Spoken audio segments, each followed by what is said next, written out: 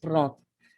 Continuando, né, eu vou dar início com os assuntos de patologia e microbiologia oral, mais especificadamente os assuntos de biossegurança, infecção fúngica e de infecção viral, sobre o herpes. Então, vamos dar início, né? Bom, primeiramente, gente, o que é, né, essa biossegurança que fala em todo canto, a gente sempre vê, principalmente na faculdade? E a biossegurança nada mais é do que esses conjuntos de medidas que são impregnados com a finalidade de proteger a saúde da equipe e dos pacientes em ambiente clínico, com o intuito de minimizar, de prevenir, de até mesmo reduzir, né, de forma da maior forma possível os meios, né, as gotículas, os aerosóis contaminados durante o ambiente clínico, durante o procedimento, durante o atendimento em si mesmo. Toda essa aula de biossegurança ela foi retirada do Manual de Biossegurança da Faculdade, da segunda edição, que está disponível lá no portal da faculdade. Então, vocês, quando tiver com alguma dúvida, alguma coisa que eu não puder responder e tal, vocês podem visualizar por lá para tirar essa dúvida, certo? Bom, a biossegurança, ela nada mais é do que o nosso equipamento de proteção individual, né? Se tratando da nosso respirador, o pijaminha cirúrgico, a touca descartável, o propé, o jaleco descartável, o óculos de proteção, o face shield, também as luvas de procedimentos. E a gente vai falar um pouquinho de cada um desse equipamento ao longo dos slides, ao longo dessa aula, certo? Se eu estiver falando rápido, se vocês não entenderem alguma coisa, vocês podem pedir para eu repetir, para eu voltar ao slide. Lembrando que esse slide a gente vai disponibilizar isso para vocês. E como é um assunto que vocês já pagaram, já tiveram aula, subtende-se que vocês já, então, digamos assim, têm copiado no caderno esse assunto. E também para a gente não precisar parando toda hora para copiar e agilizar um pouco mais a aula, correr mais. Certo?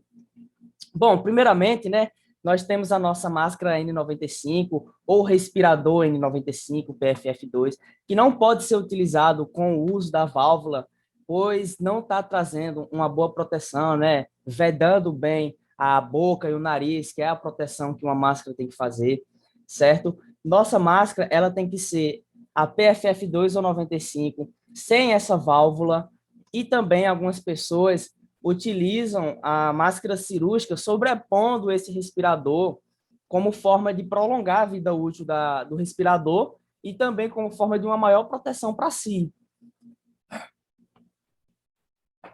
Depois tem um pijama cirúrgico, né, o scrub, que ele deve ser tratado com muito cuidado, principalmente que ele não deve ser vestido fora da faculdade, você não deve entrar na faculdade já utilizando o scrub, você deve levar ele lavado e só vestir ele dentro da faculdade. O mesmo se aplica para quando você atende o dia clínico ali e está com a roupa do scrub e vai para casa com essa roupa contaminada do ambiente clínico, principalmente para pessoas que utilizam meios de transportes públicos, que vai estar contaminando a galerinha que está junto no trem, ou no ônibus lá e tal. Então, até o cuidado de você lavar essa roupa, né, lavar esse pijama, nós temos que ter, que ele não deve ser lavado junto com as outras roupas de casa normal, ele deve ser lavado com água morna, deixando de molho nessa água morna com hipoclorito por uns 30 minutinhos, e aí sim você enxaguar e pôr para secar, para depois fazer o embalo dele, e em seguida, só dentro da faculdade, fazer a vestimenta dessa roupa.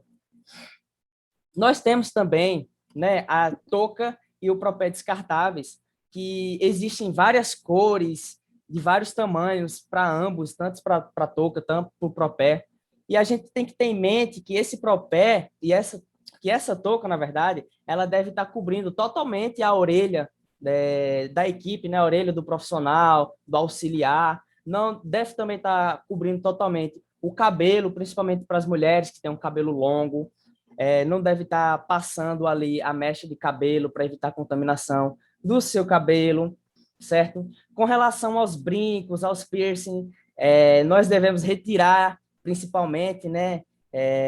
Porém, também pode-se utilizar uma fita crepe cobrindo esses acessórios. E com relação ao nosso propé, ele deve ser utilizado sobrepondo o nosso sapato, e o sapato para ambiente clínico, ele deve ser um sapato fechado, um sapato preferencialmente aquele sapato hospitalar, que é de fácil lavagem, e que ele não seja um sapato de tecido, pois ele tem maior chance de absorver aqueles aerosóis, aquelas gotículas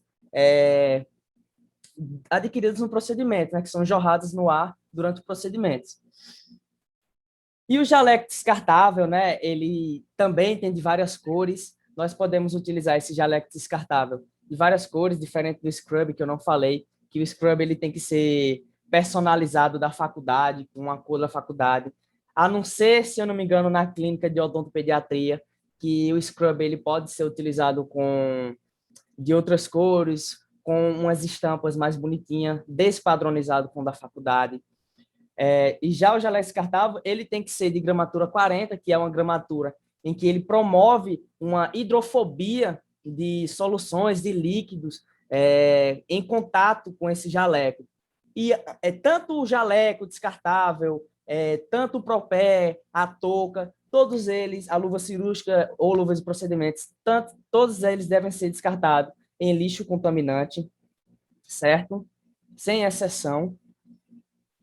Com relação ao óculos de proteção, certo? Ele tem que ser um óculos bem aderido, um óculos que ele fique bem adaptado ao rosto, principalmente para quem utiliza a máscara cirúrgica por cima do respirador, porque isso vai atrapalhar bastante, deixando a viseira desse óculos sempre embaçada, prejudicando. Também o face shield vai prejudicar isso, vai embaçar. Por isso a importância desse óculos de proteção, ele ser cada vez sempre bem adaptado, sempre bem aderido ao rosto, certo? Existem vários tipos de óculos de proteção que você pode utilizar. Esse óculos de proteçãozinho aqui, eu não sei se vocês estão vendo o meu ponteiro agora, que esse óculos de proteção, na nossa clínica da faculdade, ele pode ser utilizado para substituir o face shield, principalmente que vários desses modelos de óculos aqui tem como você acoplar um clipe em que as pessoas que utilizam óculos de graus conseguem acoplar esse clipe já com o grau dos seus óculos e substituindo também o face shield, certo? E também, para quem não quiser utilizar esse tipo de óculos ou não tiver condições de comprar esse óculos e mandar colocar o clipe com grau, né, pode lançar mão de utilizar esse óculos de proteção, que é um óculos de proteção que ele sobrepõe o óculos de grau, como é o meu caso, né, eu utilizo esse óculos de proteção.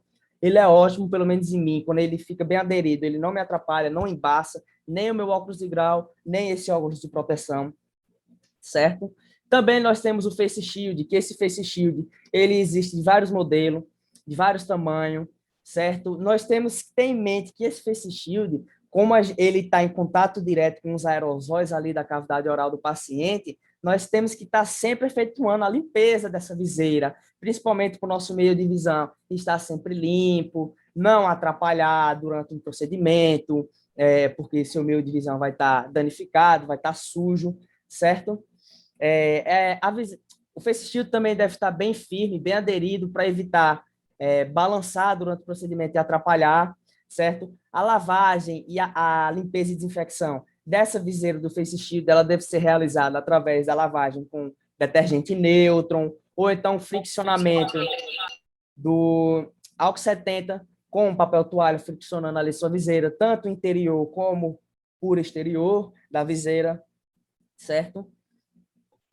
Com relação às nossas luvas cirúrgicas, nossas luvas de procedimentos descartáveis, elas existem vários tipos, né? Mas as principais são as de látex e vinil, em que é de suma importância essas luvas de procedimentos elas ser bem ajustada ao tamanho da mão do profissional, certo? Porque uma luva maior do que a mão do profissional, ela vai atrapalhar. E com certeza, eu já perdi várias vezes, perdi as contas de quantas vezes eu fiquei estressado por conta que eu estava com a luva maior e não conseguia fazer o procedimento no bob mesmo, entendeu? Imagina na cavidade oral, certo?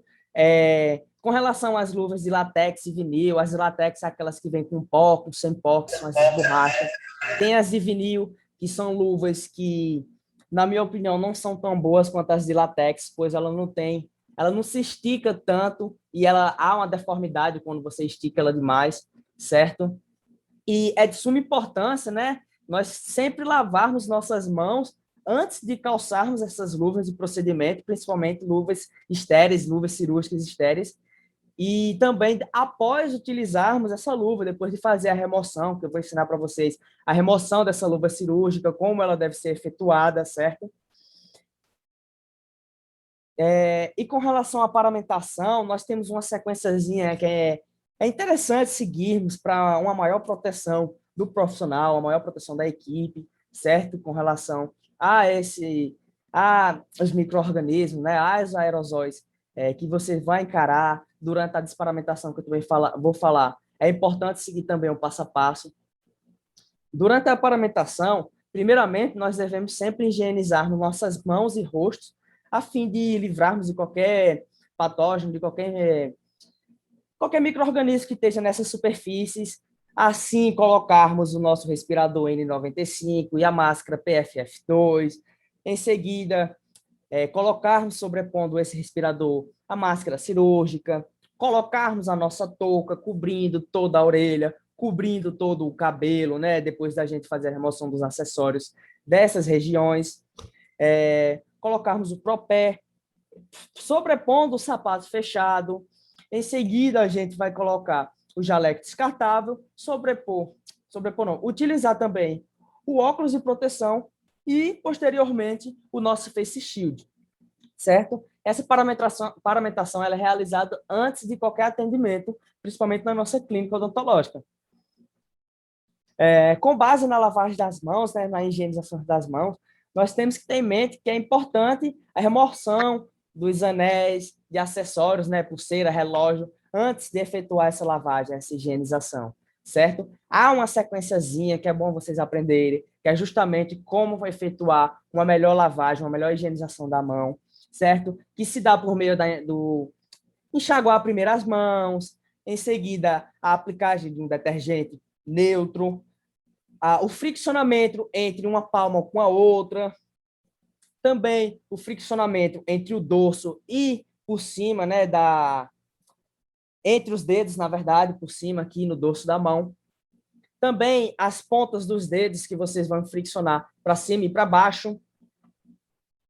O polegar, que é de suma importância, lavar o polegar, porque é ele quem vai dar maior aderência aos instrumentais. Tanto as unhas, principalmente mulheres que vai estar com a unha grande ali, sendo que não pode, também tem que cortar as unhas, certo? Mas efetuar a lavagem debaixo das unhas. E também a lavagem até o antebraço, circulando-o e enxaguando novamente, enxaguando posteriormente, certo? Com relação à biossegurança do nosso equipo, é de suma importância nós sabermos como fazer a higienização dele, a sua limpeza e desinfecção, que eu vou abordar no próximo slide. Entendermos que a biossegurança do equipo ela tem que ser realizada a cada paciente, certo? Que é a realização das barreiras de proteção com filme PVC, com os protetores que vêm em alguns kits cirúrgicos. No caso, utilizamos o filme PVC na faculdade, certo? Em todos esses locais que eu estou indicando aqui, certo? Na alça do refletor. Nós temos que ter em mente que a gente deve embalar, né? A gente deve proteger toda a região que vai entrar em contato com as mãos, tanto do paciente como do profissional. Principalmente para o profissional, certo? Que a gente toca ali na cavidade oral, em seguida vai ajeitar ali o refletor, vai levantar ou abaixar o mocho, certo? Então é importante nós fazermos a barreira nas alças do refletor. Nos kits cirúrgicos tem os protetores que se assemelham, uns propés que você coloca nas alças de refletor.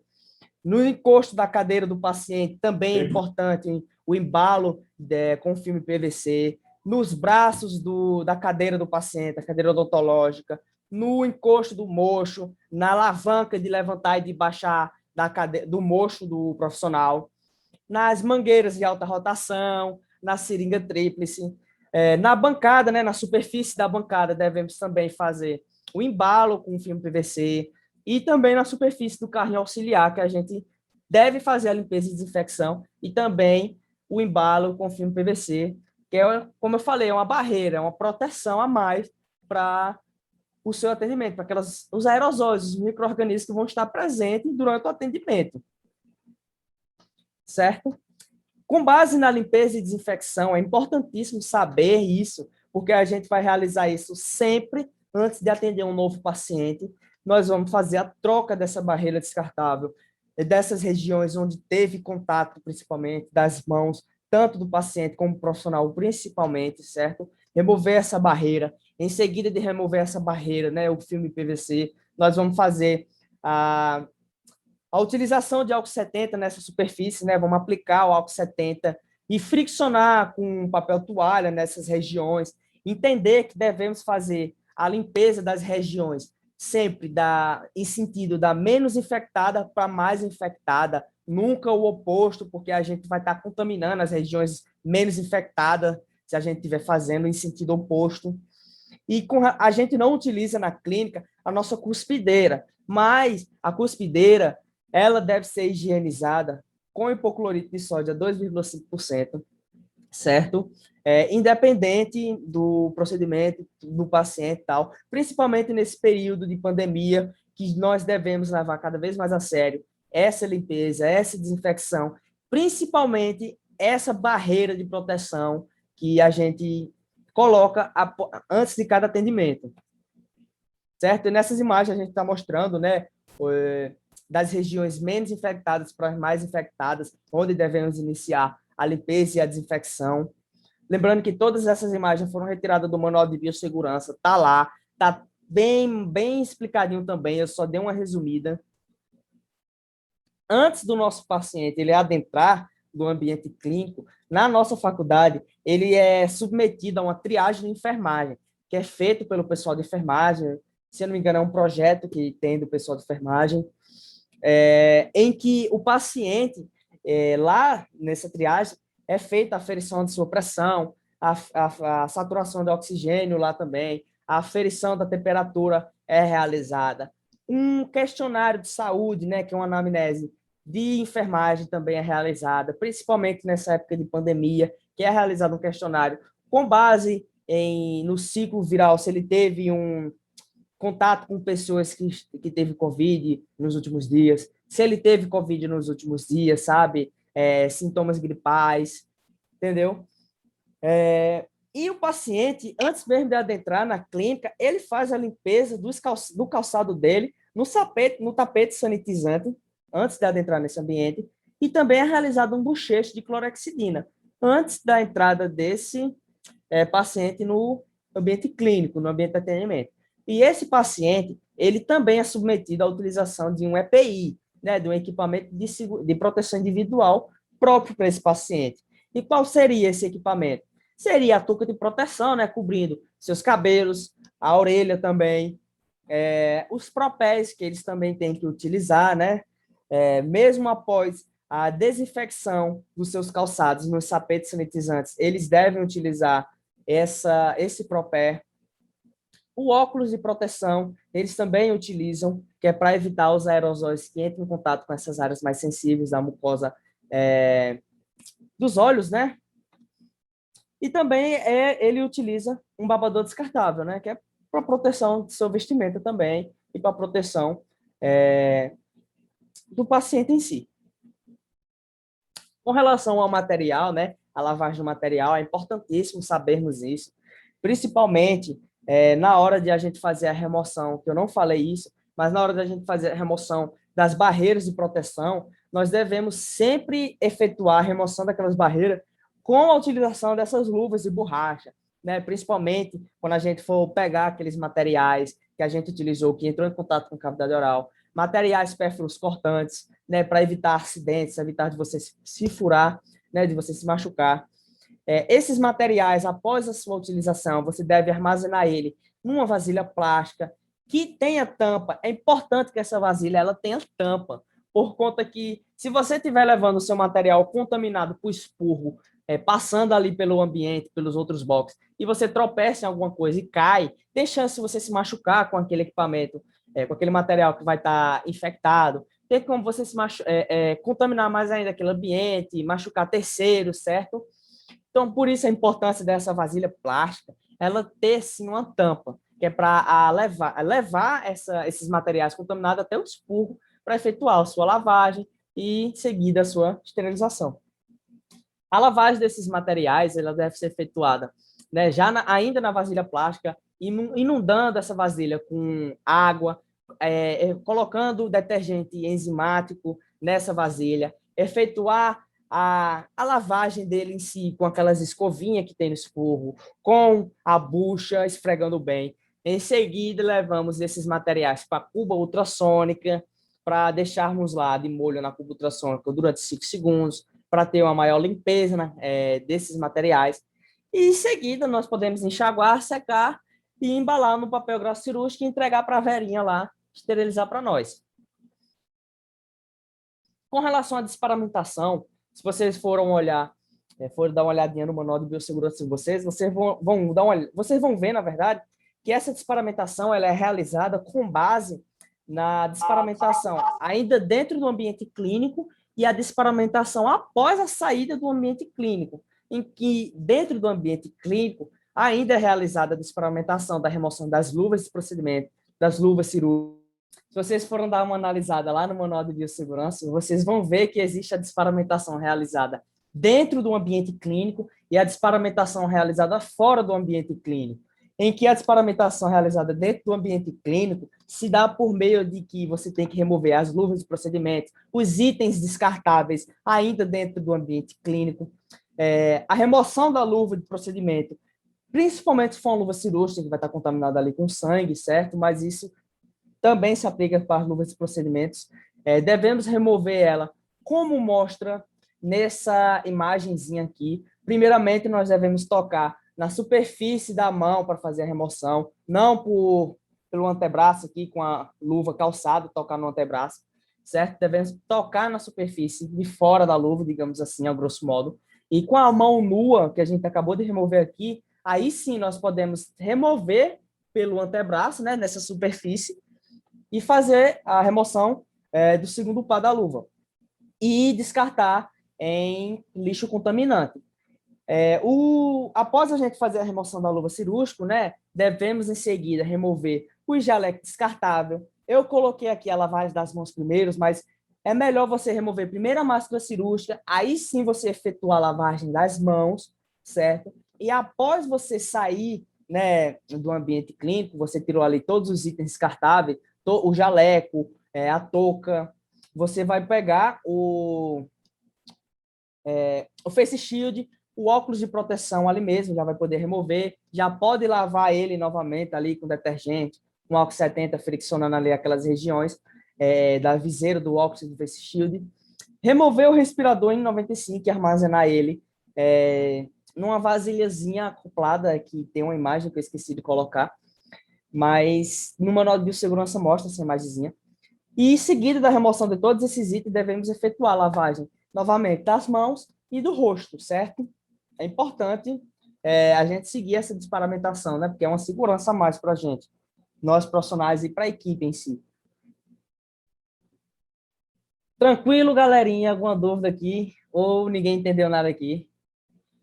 Chegamos até aqui sem entender nada. Tô dizendo, rapaz, só elogio nesse chat aqui, ó. Rapaz, Adorei. Letícia tá mentindo. Tá Adorei. mentindo aqui. Tá dizendo aqui que tá tranquilo. Ó, rapaz, meu, isso aqui tem que Quem foi que dar falou que aula, adorou? Foi da? Tem que respeitar um professor, viu, menino?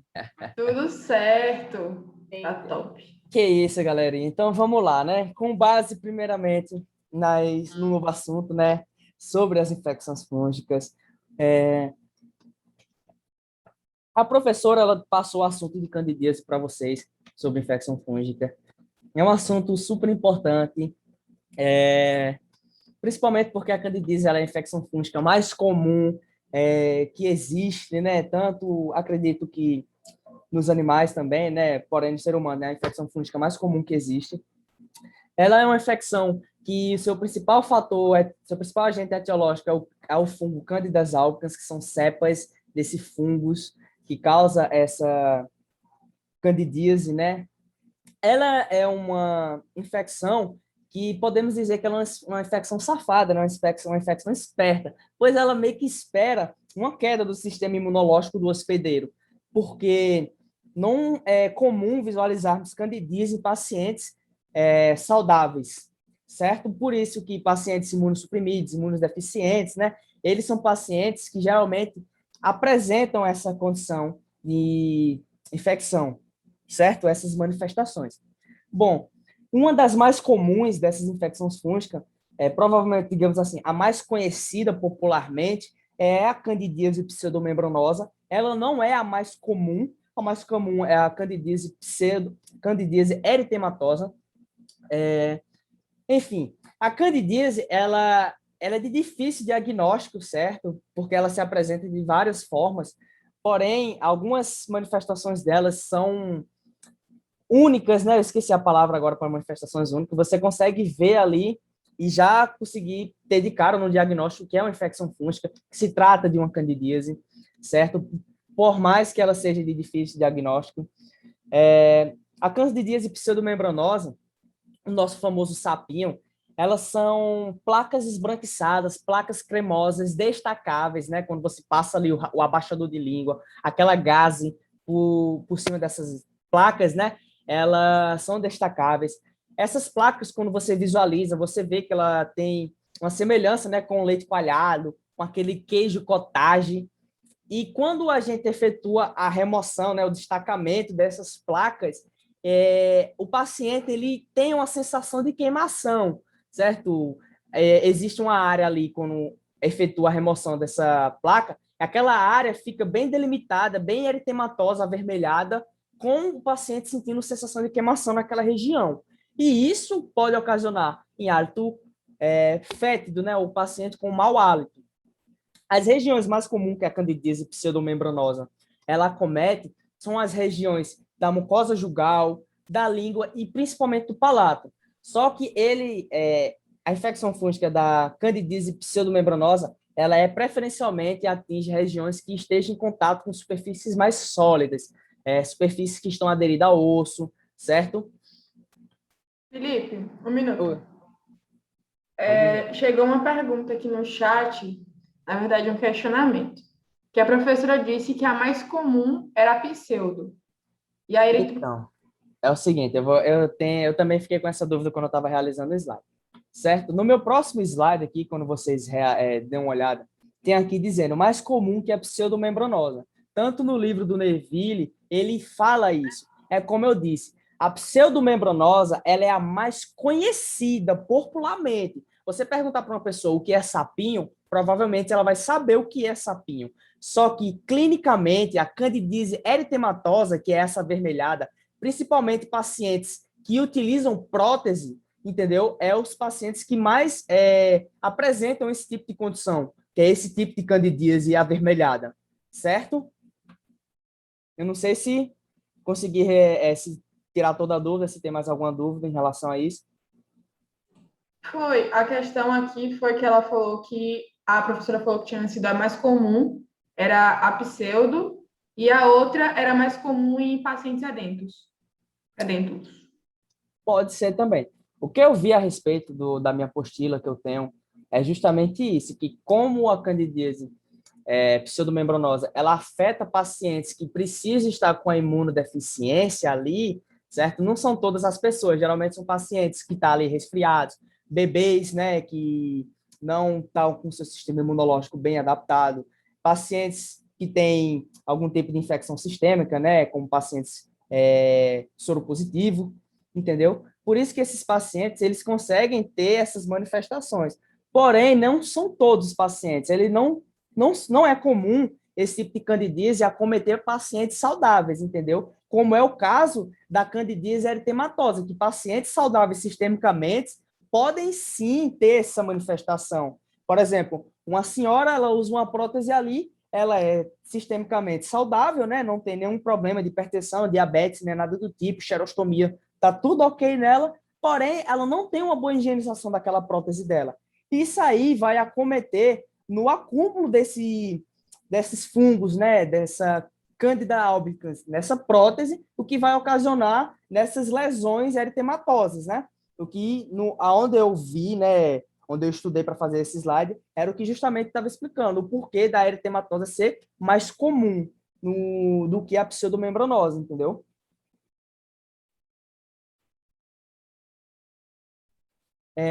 Continuando, né, falando, como eu já comecei a falar da eritematosa, a candidíase eritematosa, ela é uma candidíase com aspecto bem avermelhado, quando ela atinge regiões da língua, né, ela faz uma atrofia papilar dessas papilas gustativas da língua, certo? Ela atinge regiões do palato duro, do dorso da língua e da mucosa jugal. E dependendo dessa região que acometeu, ele vai receber um nomezinho, certo? Quando é na região do dorso da língua posterior, recebe o nome. Quando é em outras regiões do dorso da língua ou das mucosas intraoral, recebe também outro nome, certo? Mas a mais comum da candidíase pseudomembranosa acometendo a língua, ou pseudomembranosa não, eritematosa, acometendo a língua, quando ela acomete a língua, atrofiando essas papilas, causa esse aspecto de língua careca, certo? O paciente ele pode reclamar, ele pode ter uma sintomatologia, não é tão comum, certo? Ele ter essa sintomatologia, mas ele pode ter essa sintomatologia de queimação, né? Já que da mesma forma que as pseudomembranosas, quando você faz o destacamento daquelas placas e fica aquela região eritematosa, que ele sente a sensação de queimação após a remoção, é a mesma coisa que se aplica nesses tipos de candidíase eritematosa, certo? Geralmente, essa candidíase eritematosa ela está bem associada a pacientes com doenças idiopáticas, pacientes diabéticos, que também estão associados a pacientes que têm xerostomia, certo? A xerostomia é um dos fatores principais para a manifestação da cândida ou da candidíase, certo? Quando a candidíase eritematosa ela acomete a região posterior do dorso da língua, né, ela vai receber o nome de glossite roboidal mediana ou atrofia papilar central. Ela, como eu falei, ela faz parte do grupo da candidíase eritematosa, né, até porque ela recebeu uma denominação a mais, por conta que ela está acometendo apenas uma região, que é o dorso posterior da língua.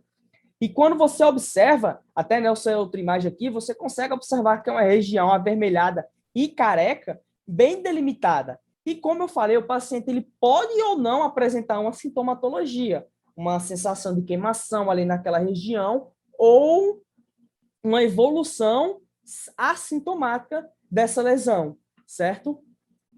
Opa, e está certo. Quando ela atinge outras regiões, outras mucosas, ela vai receber outro nome, outra denominação, que se chama candidíase multifocal crônica, que ela se assemelha à glossite romboidal mediana, é o mesmo tipo de candidíase, digamos assim, a grosso modo, que ela tem a mesmo tipo de manifestação, certo? Apenas acometendo outras regiões, além do dorso posterior da língua, né? Como se assemelha, são áreas eritematosas bem delimitadas, se progredindo de forma assintomática, certo?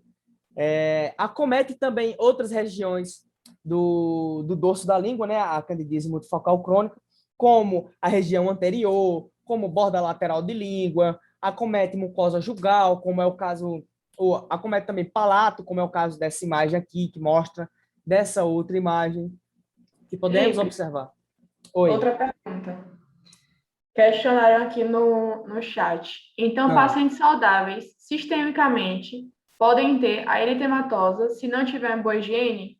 Exato. É tudo causado, na verdade, pela uma má higienização. Porque o fungo cândida, a bactéria Streptococcus mutans, certo? São bactérias, são micro-organismos, são patógenos que já estão presentes na nossa cavidade, na flora bacteriana da nossa cavidade oral, certo?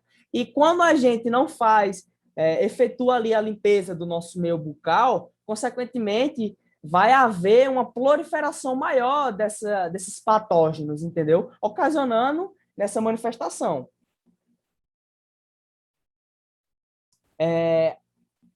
Temos também uma infecção fúngica causada pela cândida, que é a quelite angular, que ela é diferente da quelite actínica, porque a quelite angular ela é causada por uma infecção fúngica, né? Ela é causada pelo patógeno Candida albicans, diferente da quelite actínica, que é uma lesão potencialmente maligna associada a raios ultravioleta, certo? Também está associada a pacientes idiopáticos, pacientes que têm xerostomia ali, pacientes diabéticos que estão associados à xerostomia novamente, pacientes idosos que perderam aquela dimensão vertical de oclusão, né? Ou seja, ele vai apresentar uma boca murcha, certo? E isso, consequentemente, vai causar um maior cúmulo de saliva nessa borda lateral de língua. E esse acúmulo de saliva vai acumular também ali os fungos, né? Consequentemente, vai causar a manifestação, que vai ser essas lesões eritematosas, fissuradas, quando se trata de região extraoral, vai ser uma lesão fissurada, né? E que é uma lesão que dói muito, é bem irritante essas lesões da quelite angular, certo? Com relação ao diagnóstico, como eu falei, ela pode se apresentar de várias formas, porém, o diagnóstico dela é até tranquilo de você fazer, né? Por mais que muitos digam que o diagnóstico é difícil, porque ela se apresenta de várias formas. Porém, quando se trata de uma candidíase pseudomembranosa, você efetuando ali, como mostra essa imagem, a raspagem dessa plaquinha cremosa, né, dessa placa esbranquiçada, você já consegue evidenciar essa região eritematosa, essa região avermelhada. Então, ali mesmo você consegue fazer um diagnóstico da candidíase. Quando se trata de pacientes sedentos, né, associado à prótese, que é a estomatite protética, né, que ganha esse nome quando é associada à prótese, você consegue evidenciar ali que a área delimitada, a área que vai estar avermelhada, vai ser justamente a região da prótese, ou justamente uma pequena região. Isso, a raspagem seria mais para as pseudomembranosas, porque as pseudomembranosas, elas podem se assemelhar a algumas lesões leucoplásicas, né? Pode também se assemelhar ao morsicátio, que é uma alteração da normalidade, pois essa condição ela apresenta umas placas brancas. Acredito que vocês não viram, mas vão ver que se apresenta com umas placas brancas que são destacáveis. Só que diferente dessas placas brancas cremosas da candidíase pseudomembranosa, ela é uma plaquinha bem mais aderida, feita de ceratina, do morsicátio, e a da candidíase pseudomembranosa, quando você faz a remoção, você vai evidenciar aquela parte bem delimitada e bem avermelhado. E o paciente ali vai reclamar de uma sintomatologia na região que você destacou aquela placa, certo? E após você fazer o diagnóstico, certo? Também tem a possibilidade de fazer o diagnóstico com o meio de cultura dessas cepas, dessas ínfas e fungos, que é através da citologia esfoliativa lá, que eu não mostrei a imagem, mas quando eu for falar de herpes, eu tenho uma imagem de citologia esfoliativa, ou então por meio de biópsia. Só que biópsia entra em último caso, que é só quando você não consegue realmente identificar que aquela lesão, aquela manifestação é causada por uma infecção fúngica, certo? E o tratamento antifúngico, ele pode ser realizado de duas formas. A forma padrão ouro é através da nistatina, que é uma solução oral, que nós utilizamos 4 colheres de sopa por dia, durante 15 dias. Ela é uma solução em que nós devemos fazer o bochecho, o gargarejo dele, e depois a deglutição dessa solução. O paciente ele pode ficar com nojo ali e tudo mais, só que ele tem que fazer a deglutição da solução, certo? E tem um adendo importantíssimo que nós devemos saber aqui sobre a nistatina, que a nistatina ela é um composto que, como antigamente ele possuía um gosto bem forte, um gosto bem amargo, eles esconderam, camuflaram esse gosto da nistatina com sacarose, ou seja, é uma solução bem doce, bem açucarada mesmo. Então, pacientes idiopáticos ou pacientes diabéticos são totalmente contraindicados. É a mesma coisa você dar uma bomba para eles ali, entendeu? Então, é de suma importância saber que não devemos prescrever nistatina para pacientes diabéticos, certo? E também, eu esqueci de falar, né, mas a nistatina é considerada padrão ouro pela questão do custo-benefício, que ela é mais barata, do que o comprimido em si, tendo em vista que os comprimidos eles só vêm em forma de 1 e 2 cápsulas, né? E a posologia do comprimido, né, de forma de uso oral, o fluconazol, principalmente, que é o comprimido de 150 miligramas. Se for uma candidíase associada, uma candidíase associada à prótese, primeiro devemos fazer a remoção daquele fator etiológico, né, que seria a prótese, a má higienização, fazer a educação do paciente para efetuar uma limpeza melhor daquela prótese e remover a prótese do paciente, né? E em seguida fazer a aplicação da terapia antifúngica. A posologia do fluconazol é essa que está na telinha aí, de 150 miligramas, um comprimido por dia durante 14 dias, certo? E é isso. Vamos lá, galerinha. Alguma dúvida? Vocês estão muito calados. Vamos ver aqui. Perguntaram se o medicamento é encontrado no SUS. Esse é aquele que é encontrado no SUS, a anistatina. Acredite que sim. Eu não sei dizer se é o que é encontrado no SUS, mas eu acredito que sim, tendo em vista que é o padrão ouro, entendeu? Cadê nosso reizinho do SUS aí para falar? Beleza, mas Pelo SUS. mas como se trata de um medicamento, digamos assim, padrão ouro, um medicamento de um custo-benefício menor, ele sim pode ser, acredito eu, né? Que sim pode ser encontrado até com mais facilidade do que o próprio fluconazol. Felipe, vale lembrar que a anistatina ela só é vendida com receita médica então de dentista. Então, Isso. não é sempre que você chega lá na farmácia que você vai conseguir pegar. Você tem que ter a receita. Exatamente. Certo, galerinha? Vamos lá para o meu último assunto, que é sobre infecções virais, que é herpes, né? Bom, o herpes, né, o nosso papiloma vírus humanos, ou pode ser também vírus do herpes humano, eu acho que é isso, eu não sei direito. Mas é o HPV, né, o papiloma vírus humano, ou HSV, como o Neville chama, ou HHV, tem trocentos nomes para o herpes, né? Ela é uma doença altamente contagiosa, né? Ela é uma infecção, cara, 100%, digamos assim, que ela é contagiosa se você fizer o atendimento desse paciente, né? Ela se apresenta de duas formas, né? Que é de forma aguda ou de forma crônica, que é a forma aguda é quando ela vai apresentar uma manifestação bem mais exacerbada, pois se trata da primeira manifestação daquele paciente ou daquele hospedeiro, certo? É quando o hospedeiro ele acaba de entrar em contato com o fator etiológico, né, com esse vírus do HPV e manifesta pela primeira vez a sua manifestação, né, as lesões. Então, ele vai apresentar uma manifestação bem mais exacerbada em comparação com as manifestações crônicas, que é uma manifestação que muitas vezes o paciente já teve outras vezes, né, a essas manifestações, ele está bem mais habituado. Geralmente, esse tipo de pacientes, quando eles têm essas lesões crônicas, ele já sente ali, uns dias antes do aparecimento dessas manifestações, as vesículas e bolhas, ele sente ali um rubor, certo? Um calor naquela região que ele vai apresentar as manifestações. Devemos ter em mente que o vírus do herpes, ele é um vírus intermitente, sabe? Ele é um vírus esperto, um vírus que depois que ele infecta o hospedeiro, ele é um vírus que vai permanecer ali no hospedeiro até a morte daquele hospedeiro.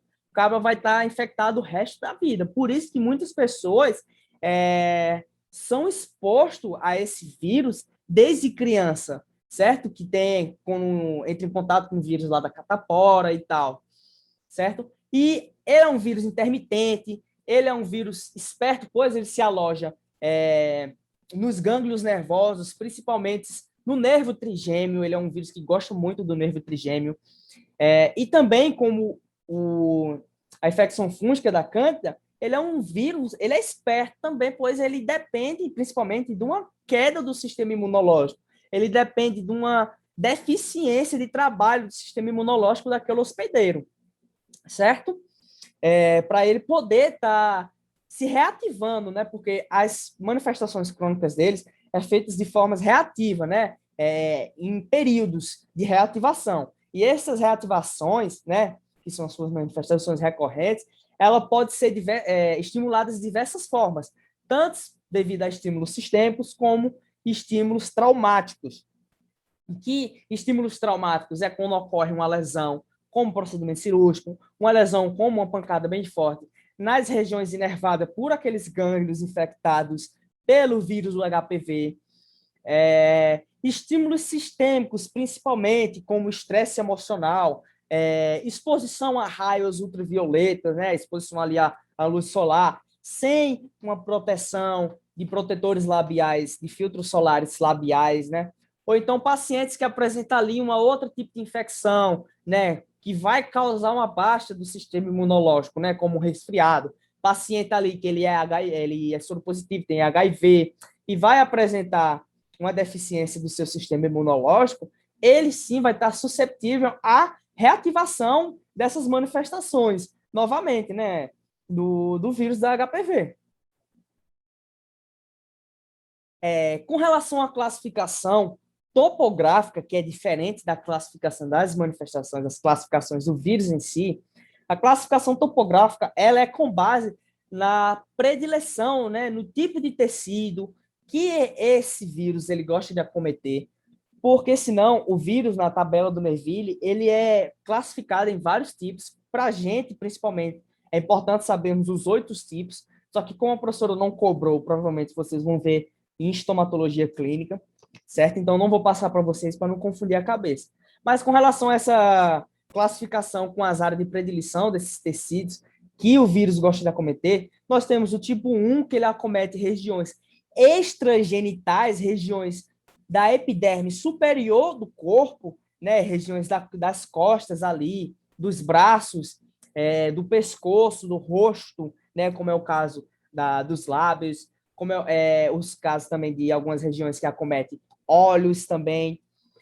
E dependendo da sua localização, ele vai ganhar um nomezinho, né, uma denominação, que é quando se trata de uma recorrência ali na boca, ou intraoral, ou extraoral, ele vai ser denominado de gengiva estomatite herpética. Se for uma lesão, né, uma manifestação herpética, na mucosa dos olhos, né, nos olhos, essa manifestação se apresentar, que tem como também, ela vai se denominar ceratoconjuntivite herpética. E caso essa manifestação ela consiga atingir o encéfalo do paciente, né, então vai se denominar encefalite herpética, certo? O tipo 1, como eu falei, regiões superiores, principalmente os gânglios nervosos, o tipo 1 ele gosta de acometer, e principalmente entre esses gânglios nervosos, os nervos trigêmeos, né? Principalmente pacientes com HPV-3, que vocês não vão ver agora, que é o herpes zoster, que quando você vê a manifestação dele, ele se manifesta apenas unilateral. Um lado tem a manifestação e o outro não apresenta. É nítido isso. E já o tipo 2, ele é um tipo, né, que se manifesta intragenital, digamos assim, né, mucosa genital, regiões genitais, perigenital, a epiderme inferior, né, como a perna, como a coxa ali da pessoa, né, a região, em geral, inferior, é suscetível à classificação do herpes tipo 2. E com relação às manifestações clínicas, né, como eu havia falado no início, são manifestações que se apresentam como forma de bolhas e vesículas, né, dependendo do seu tamanhozinho, menos que 3, se eu não me engano, menos 3 milímetros é vesícula, e mais é bolha, se eu não me engano. Porém, essas bolhas e vesículas, elas estão contaminadas com um líquido que está lotado com alto teor de vírus ali. Como eu disse, se você romper essa bolha ali, tem que ter o mínimo possível de contato de seus instrumentais, contato de outras regiões, caso você tocou ali, que é como eu vou falar um pouco mais à frente, da desinfecção e tal, certo? Desinfecção não, da prevenção, na verdade. E ela pode se apresentar intraoralmente, né, de importância odontológica, intraoralmente e extraoralmente, né? E extraoralmente é quando ela acomete regiões do lábios, que se dá o nome de herpes labial, que é as lesões mais recorrentes, né? São as lesões que mais os pacientes apresentam, que você consegue visualizar. E as lesões intraorais. Essas lesões intraorais, elas apenas se diferenciam que quando eles formam essas vesículas dessas bolhas, elas logo se rompem, essas bolhas, e formam ulcerações altamente dolorosa, certo? O paciente ele reclama muito que está doendo ali aquela região, onde está aparecendo essa região ulcerada, né? É bem nítido as áreas delimitadas por essas úlceras.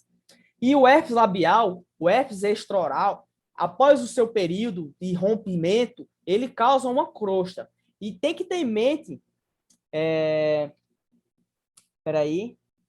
esses tipos se diferenciam apenas pela localização ou fazem parte da espécie. Então, como eu falei, a classificação topográfica é só a diferenciação com relação à localização que eles acometem. A localização ou a classificação contra a sua espécie são várias, existem 40, 50, um bocado. Só que de importância odontológica sobre as espécies são 8 tipos, que é o HPV1, que é herpes simples, o HPV2, que é o herpes genital, o 3, que pode ser a catapora, o herpes zoster. Só que tudo isso a professora não cobrou, porque vocês vão ver em estomatologia clínica no período que vem.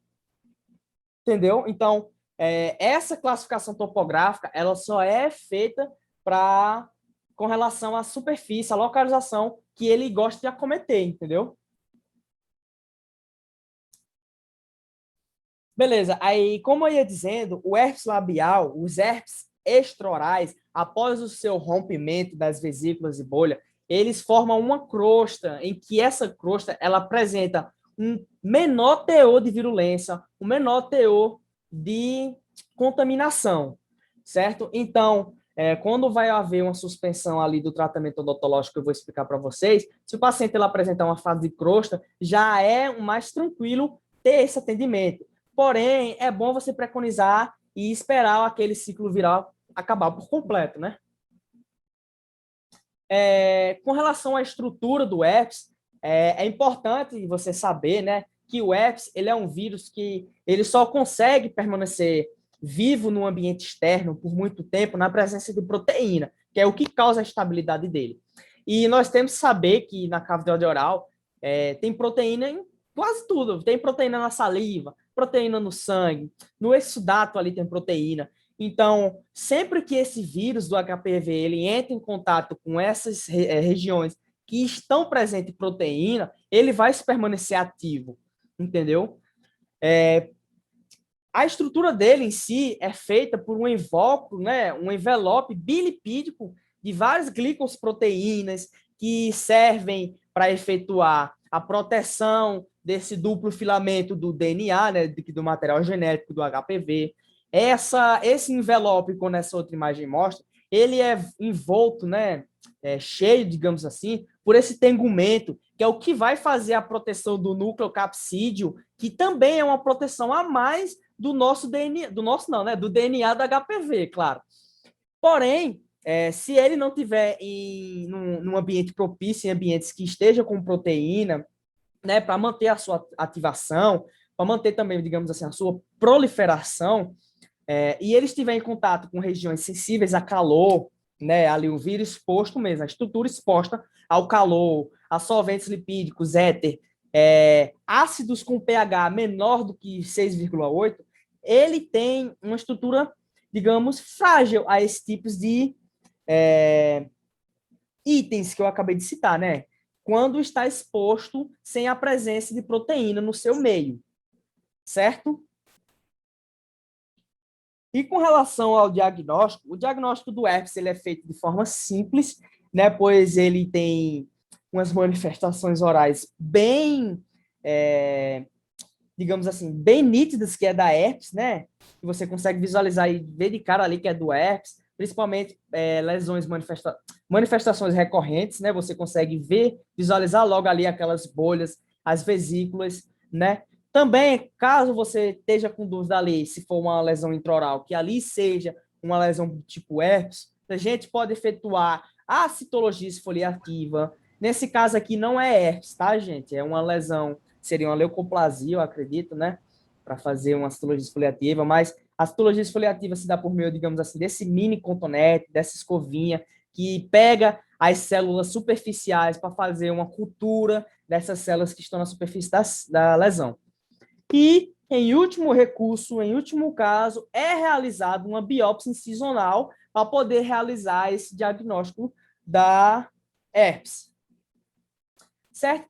E com relação, claro, ao tratamento, temos que ter em mente, né, que, primeiramente, a suspensão desse tratamento, a suspensão do procedimento odontológico, dependendo da situação desse paciente, né, caso ele venha manifestar positivo essas lesões, né, ele tenha a apresentar manifestações positivas, né, principalmente as manifestações extraorais, as manifestações que estão presentes ali, as lesões de vesículas e bolhas, certo?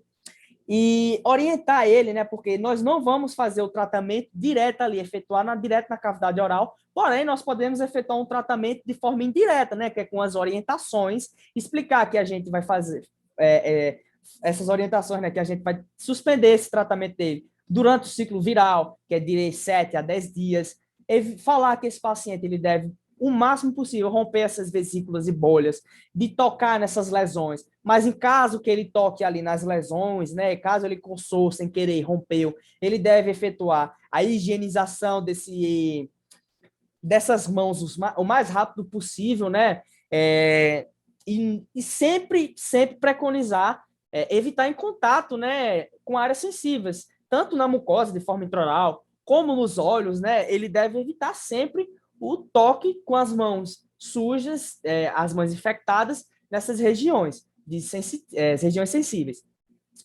E com relação ao contato íntimo, né, nós temos que ter em mente que o vírus da herpes, ele é uma infecção sexualmente transmissível. Por isso, nós devemos saber falar com o paciente na hora de suspender esse tratamento. Porque como se trata de uma infecção sexualmente transmitível, muitos pacientes, eles têm vergonha, ainda é um tabu, entendeu? E eles acham que você vai estar suspendendo por tratar ele com preconceito, por estar tratando ele de uma forma desigual da sociedade, digamos assim, entendeu? E também evitar o contato com beijo boca a boca com outras pessoas, né? Porque o vírus do HPV ele também pode se transferir dessa forma, né? E também o compartilhamento de objetos como escova de dentes, talheres, em que o hospedeiro esteja ali naquele ciclo viral e ele esteja compartilhando esse objeto, há uma maior chance, na verdade, há uma grande chance, né, de você se infectar, de você também transmitir para outra pessoa. Com relação ao tratamento, né, nós temos os tratamentos com o uso de aciclovir em pomadas, que é para essas lesões extraorais, essas lesões na epiderme, né? Tem também uma forma de prevenção, né? Não é tão tratamento, que é prevenir o aparecimento das lesões recorrentes com a utilização de filtros solares labiais, certo? Que pessoas que trabalham no sol, vai ajudar de forma intensa, vai ajudar muito pessoas que trabalham no sol a não terem essas recorrências. Existe também uma forma de tratamento para herpes, que é a laser terapia.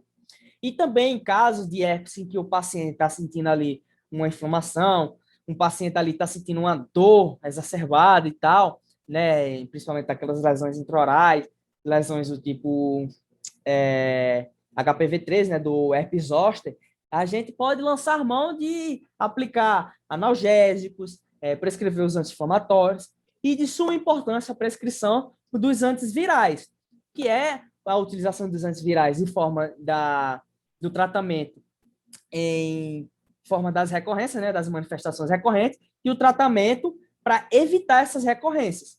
O tratamento para nós, durante a recorrência, né, que nós prescrevemos para o paciente, é um comprimido de 500 miligramas a cada 12 horas por 5 dias, ou seja, o paciente tem que tomar ali uns 2 comprimidos por dia, né, durante 5 dias.